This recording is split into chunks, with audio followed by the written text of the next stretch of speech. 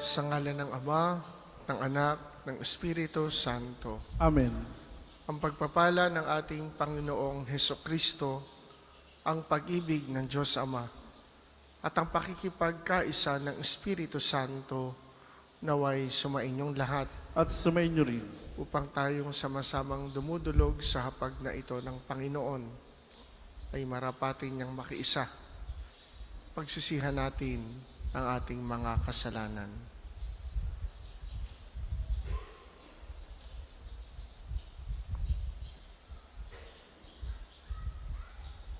Inaamin ko Sa makapangyarihang Diyos at sa inyo mga kapatid, na lubha akong nagkasala sa isip, sa salita at sa gawa, at sa aking pagkukulang. Kaya isinasamo ko sa mahal na Birheng Maria, sa lahat ng mga anghel at mga banal, at sa inyo mga kapatid, na ako'y panalangin sa Panginoong ating Diyos. Kaawaan tayo ng makapangyarihang Diyos. Patawarin tayo sa ating mga kasalanan at patnubayan tayo sa buhay na walang hanggan. Amen.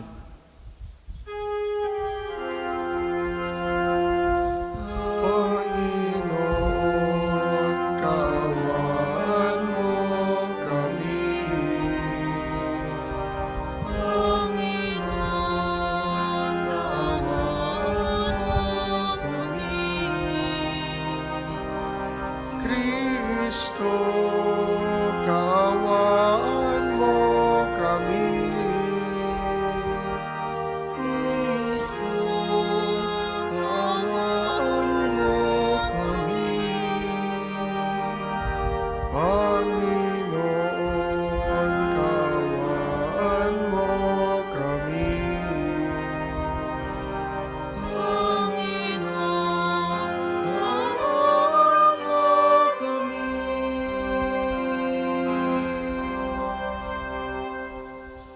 Manalangin tayo.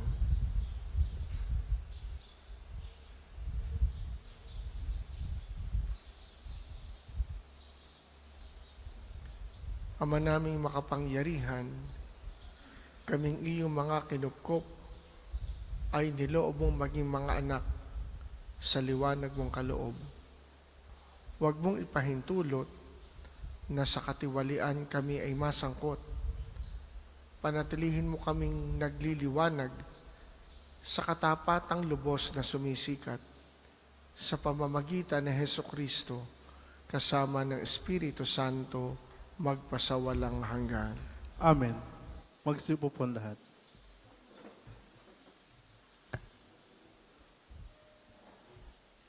Pagbasa mula sa aklat ng Genesis. Si Abraham ay 100 taon nang ipanganak si Isaac.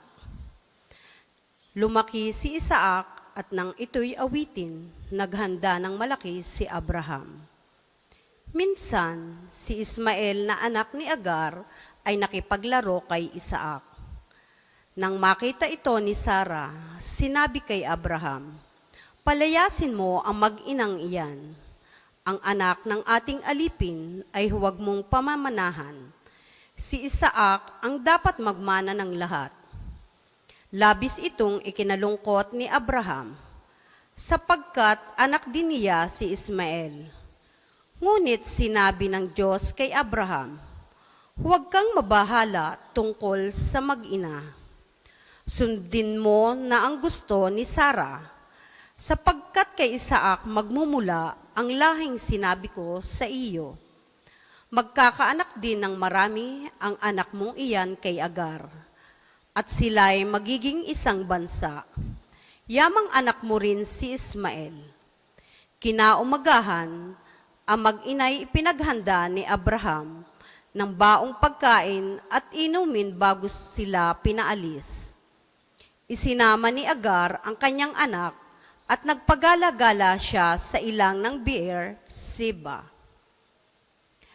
Nang maubos ang dalang tubig, iniwan niya ang kanyang anak sa ilalim ng punong kahoy at naupo ng may 100 metro mula sa kinaroroonan ng bata.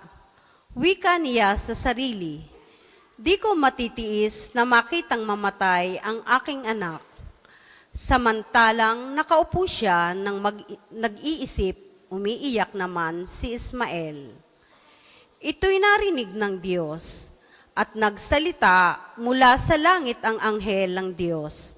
Agar, anong bumabagabag sa iyo? Huwag kang matakot. Narinig ng Diyos ang iyak ng iyong anak. Lapitan mo siya at patahanin. Gagawin kong isang dakilang bansa ang kanyang lipi. Pinagpaliwanag ng Diyos ang kanyang paningin. Nakita niya ang isang balon. Pinuno niya ng tubig ang dalang sisidlan at pinainom ang bata. Hindi pinabayaan ng Diyos si Ismael. Siya'y lumaki sa ilang ng paran at naging mahusay na mangangaso. Ang salita ng Diyos. Salamat sa Diyos. Ang tugon po sa Salmo, dukhang sa Diyos tumatawag ay kanyang inililigtas. Dukhang sa Diyos tumatawag ay kanyang inililigtas.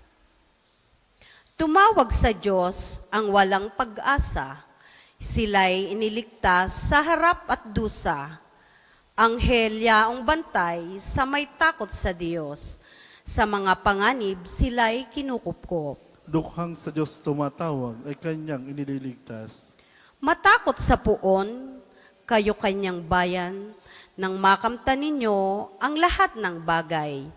Kahit mga leyon ay nagugutom din. Sila'y nagkukulang sa hustong pagkain. Ngunit ang sinuman ang poon susundin. Sa anumang bagay, hindi kukulangin. Dukhang sa Diyos tumatawag ay kanyang inililigtas. Lapit, ako'y dinggin mga kaibigan, at kayo ngayoy aking tuturuan na ang Diyos ay dapat nating katakutan. Ang buhay masaya at mahabang buhay, di ba ninyo gustong inyong maranasan? Dukhang sa Diyos tumatawag ay kanyang inililigtas. Magsitayo po ang lahat.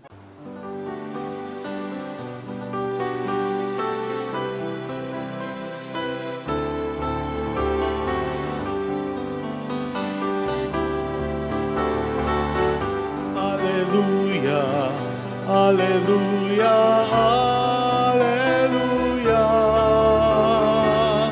Alleluia, Alleluia, Alleluia, Alleluia.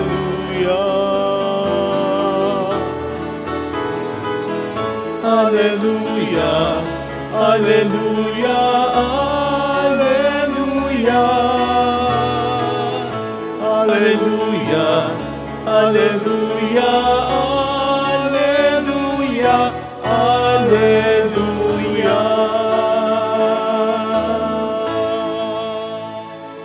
Sumainyo ang Panginoon. At sumayin niyo rin. Ang mabuting balita ng Panginoon ayon kay San Mateo. Papuri sa iyo, Panginoon. Nang dumating si Jesus sa ibayo, sa lupain ng mga Gadenero, sinalubong siya ng 2 lalaking galing sa libingan. Sila'y inaalihan ng mga demonyo at napakababangis, kaya't walang mga has dumaan doon. Pagdakay sumigaw sila, "Ano ang pakialam mo sa amin, anak ng Diyos? Naparito ka ba upang pahirapan kami nang hindi pa panahon?" Sa di kalayuan ay may malaking kawan ng baboy na nanginginain at namanhik sa kanya ang mga demonyo. "Kung kami palalayasin mo, hayaan mo kaming pumasok sa mga baboy na iyon." Sinabi ni Jesus, "Humayo kayo."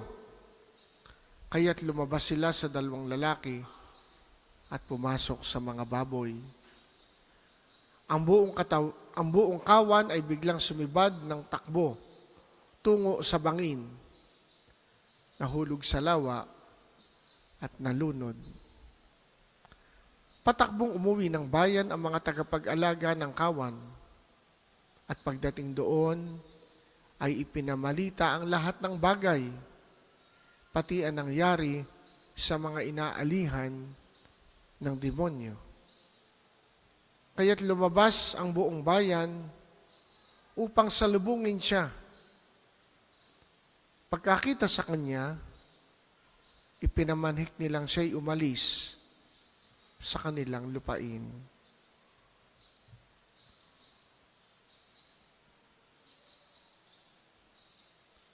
Ang mabuting balita ng Panginoon. Pinupuri ka namin, Panginoong Jesucristo.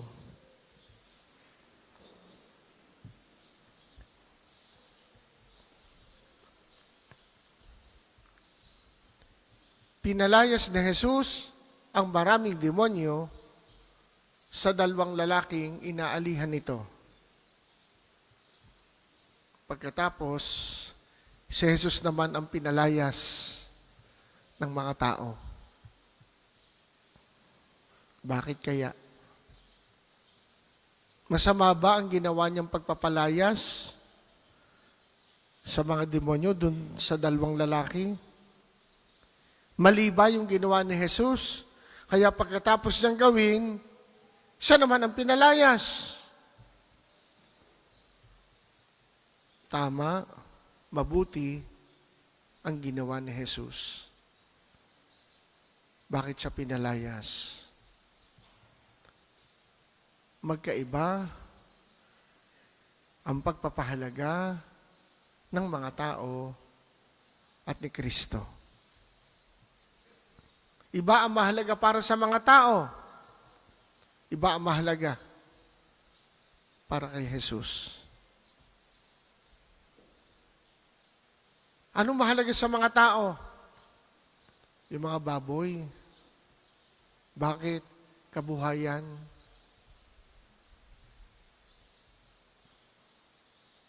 Para kay Jesus, ang mahalaga yung buhay ng dalawang lalaki.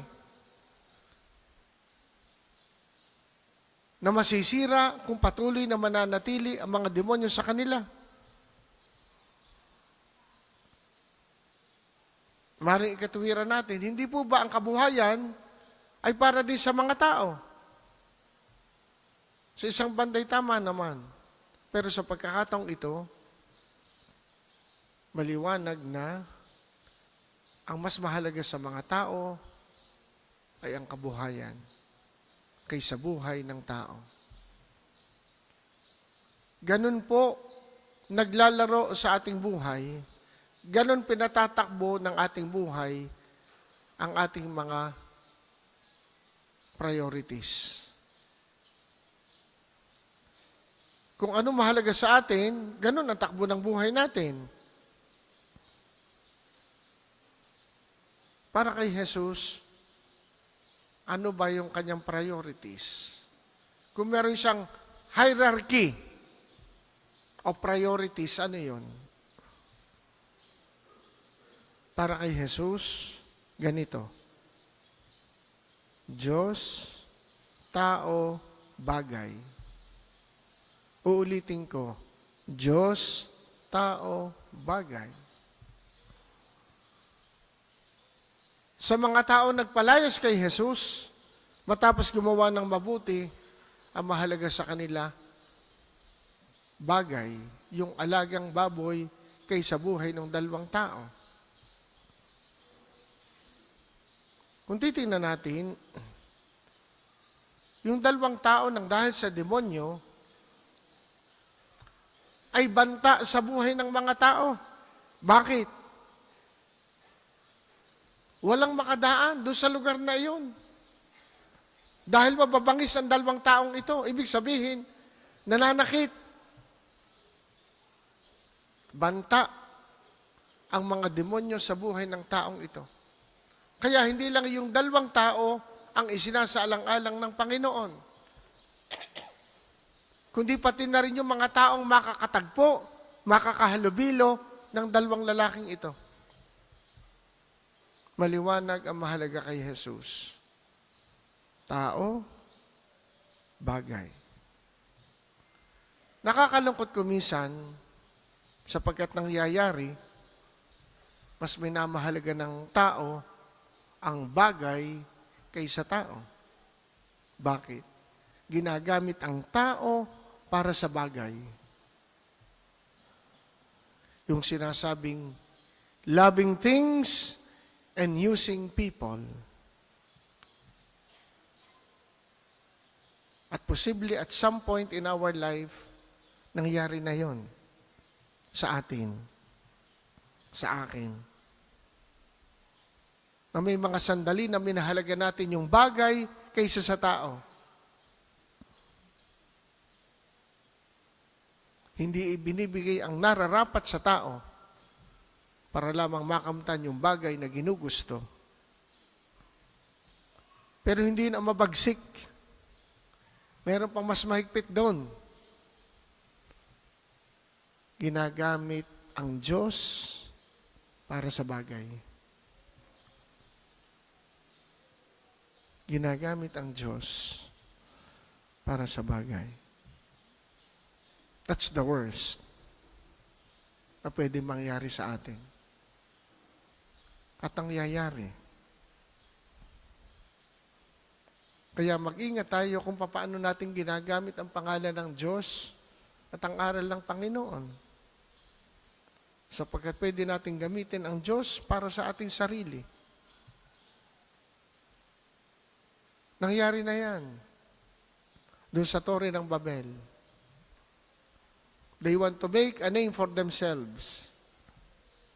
Gusto nilang gumawa ng pangalan para sa kanila. At ano nangyari? Sa halip na makagawa ng pangalan, bumagsak ang tore na kanilang ginagawa. At sila'y nagkawatak-watak. Sa simula, we can seemingly succeed. But in the long run, we will definitely fail.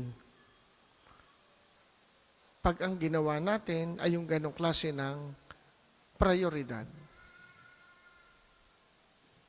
Uunahin ang bagay kaysa sa tao. At gagamitin ang Diyos para sa tao, para sa sarili, o para sa bagay. Idalangin natin sa Diyos na ang kwentong ating narinig ay magsilbing laging paalala kung ano at sino ang dapat unahin. Diyos, tao, bagay. Para po sa maghahandog ng sobre, pakihulog na lamang po sa buslo.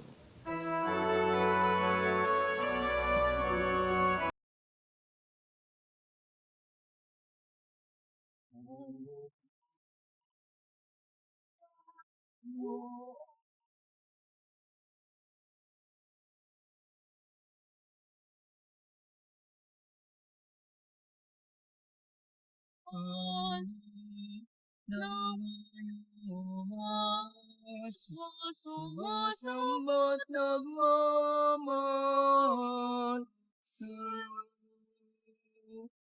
Handog namin sa iyo, Ama.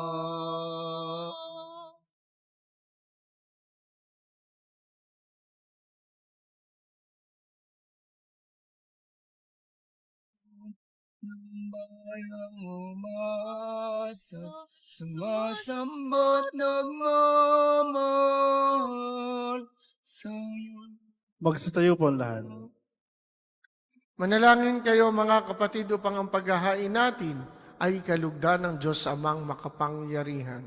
Tanggapin nawa ng Panginoon itong paghahain sa iyong mga kamay, sa kapurihan niya at karangalan at sa ating kapakinabangan at sa buong sambayan niyang banal. Ama namin lumikha, kami iyong pinapagindapat gumanap sa pagdiriwang ng paghahain na iyong pagliligtas. Ipagkaloob mong aming paglilingkod sa iyo ay gawing kalugod-lugod ng mga alay na ito sa pamamagitan ni Hesukristo kasama ng Espiritu Santo magpasawalang hanggan. Amen. Sumainyo ang Panginoon. At sumainyo rin. Itaas sa Diyos ang inyong puso at diwa. Tinasa namin sa Panginoon. Pasalamatan natin ang Panginoong ating Diyos. Marapat na siya'y pasalamatan. Ama namin makapangyarihan, tunay ngang marapat na ikaw ay aming pasalamatan. Sa iyong paglingap at kagandahang loob, antain nilikha mo at pinapangasiwa sa sansinukob. Sa hangad mong siya'y iwastong lubos, siya'y pinagdusa mo sa kanyang pagtalikod. Sa iyong pagiliw, iyong ipinahintulot na makabalik siya sa pamamagitan ni Kristo Jesus. Kaya kaisa ng mga anghel na nagsisiawit ng papuri sa iyo nang walang humpay sa kalangitan, kami nagbubunyi sa iyong kadakilaan.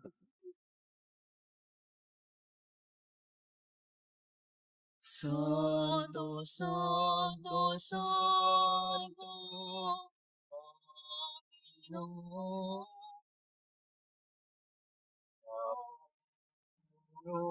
Ang langit at Lupa ng kadakilaan mo, O sana, O sana, O sana sa kaitaasan, O sana, O sana, O sana sa kaitaasan. pinagpalang Naparirito sa ngalan ng Panginoon.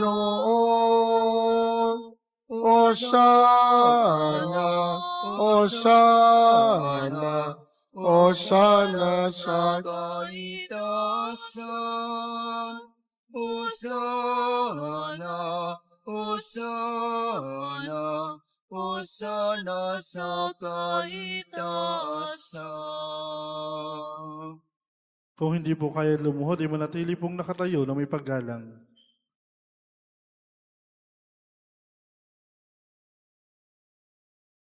Ama naming banal, ikaw ang bukal ng tanang kabanalan, kaya't sa pamamagitan ng iyong Espiritu, gawin mong banal ang mga kaloob na ito, pang para sa amin ay maging katawan at dugo ng aming Panginoong Hesukristo. Bago niya pinagtiisa ang kusang loob na maging handog, kinuha niya ang tinapay. Pinasalamatan kaniya, pinaghati-hati niya yon. Binigay sa kanyang mga alagad at sinabi, tanggapin ninyong lahat ito at kanin. Ito ang aking katawan na ihahandog para sa inyo.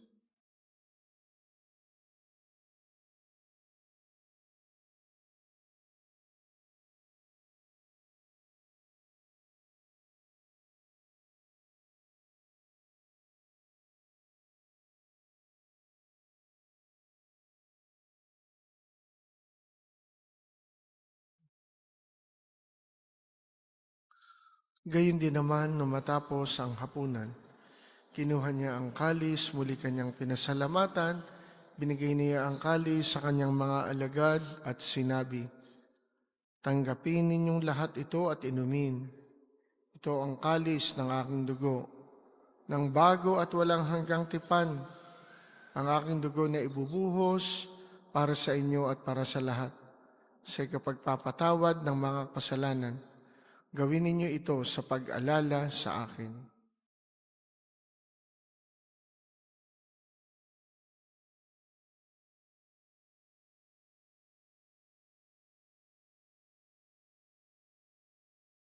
Pagbunyi natin ang misteryo ng pananampalataya.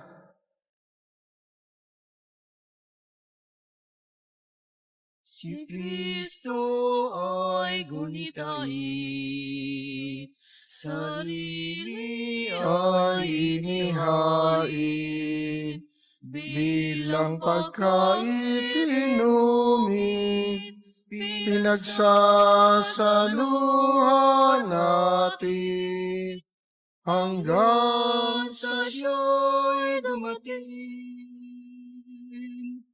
Ama, ginagawa namin ngayon ang pag-alala sa pagkamatay at muling pagkabuhay ng iyong anak. Kaya tiniaalay namin sa iyo ang tinapay na nagbibigay buhay at ang kalis na nagkakaloob ng kaligtasan. Kami nagpapasalamat dahil kami iyong minarapat na tumayo sa harap mo para maglingkod sa iyo. Isinasamo namin kaming magsasalo-salo sa katawan at dugo ni Kristo ay mabuklod sa pagkakaisa sa pamamagitan ng Espiritu Santo, Ama Lingapin mo ang iyong simbahang laganap sa buong daigdig. Puspusin mo kami sa pag-ibig. Kaisa ni Leon, 14 na aming Papa, at ni Gilbert na aming Obispo at ng Tanang Kaparian. Alalahanin mo rin ang mga kapatid naming nahimlay na may pag-asang sila'y muling mabubuhay. Gayun din ang lahat ng mga pumanaw. Kawaan mo sila at patuloyin sa iyong kaliwanagan. Kawaan mo at pagindapatin kaming lahat na makasalo sa iyong buhay na walang wakas. Kaisa ng mahal na Birheng Maria na ina ng Diyos, ni San Jose na kanyang esposo. Kaisa ng mga apostol, ni Santo Padre Pio at ng lahat ng mga banal na namuhay dito sa daigdig ng kalugod-lugod sa iyo. Maipagdiwang nawa namin ang pagpupuri sa ikararangal mo sa pamamagitan ng iyong anak na aming Panginoong Hesukristo. Sa pamamagitan ni Kristo, kasama niya at sa Kanya, ang lahat ng parangal at papuri ay sa iyo, Diyos amang makapangyarihan, kasama ng Espiritu Santo, magpasawalang hanggan.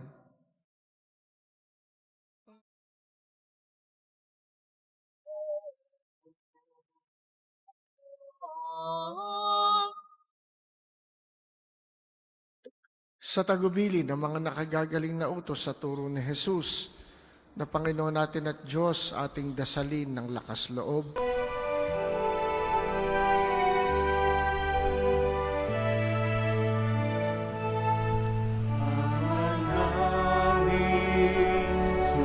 Sumasalangit ka, sambahin ang ngalan mo,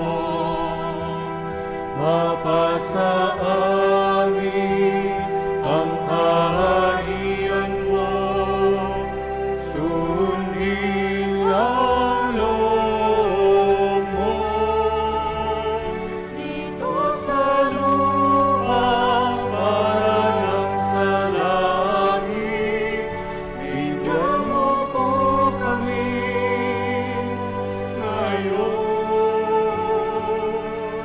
ng aming kakanin sa araw-araw at paglawarin mo kami sa aming mga sala para na pagpapatawad namin sa nagkakasala sa amin. At huwag mo kami ipahintulot sa puso, at iadya mo kami sa lahat ng masama. Hinihiling namin kami adiya sa lahat ng masama, pagkalooban ng kapayapaan araw-araw, iligtas sa kasalanan at ilayo sa lahat ng kapahamakan, samantalang aming pinananabikan ang dakilang araw ng pagpapahayag ng tagapagligtas naming si Hesukristo. Sapagkat iyo ang kaharian, ang At ang kapangyarihan at ang kapurihan magpakailanman. Amen. Panginoong Hesukristo, sinabi mo sa iyong mga apostol, kapayapaan ang iniiwan ko sa inyo. Ang aking kapayapaan ang ibinibigay ko sa inyo. Tunghayan mo ang aming pananampalataya at huwag ang aming mga pagkakasala. Pagkalooban mo kami ng kapayapaan at pagkakaisa, ayon sa iyong kalooban, kasama ng Espiritu Santo, magpasawalang hanggan. Amen. Ang kapayapaan ng Panginoon naway laging sumainyo. At sumainyo rin. Magbigayan kayo ng kapayapaan sa isa't isa.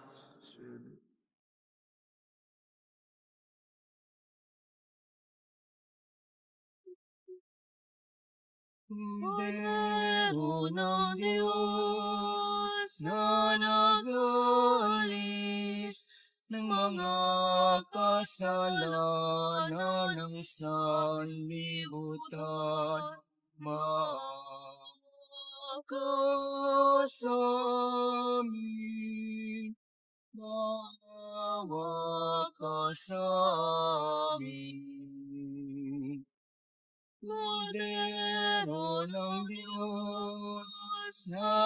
nag-aalis ng mga kasalanan ng sanlibutan.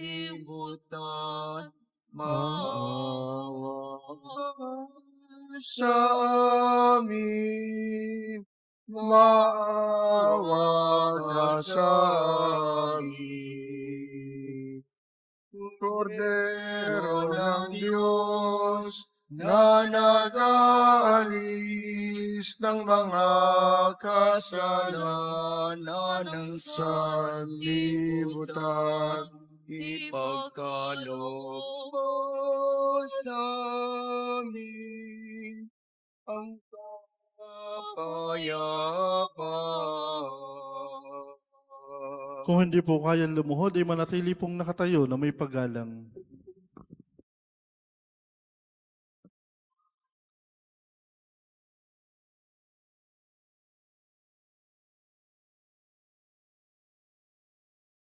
Ito si Jesus, ang kordero ng Diyos, na nag-aalis ng mga kasalanan ng sanlibutan.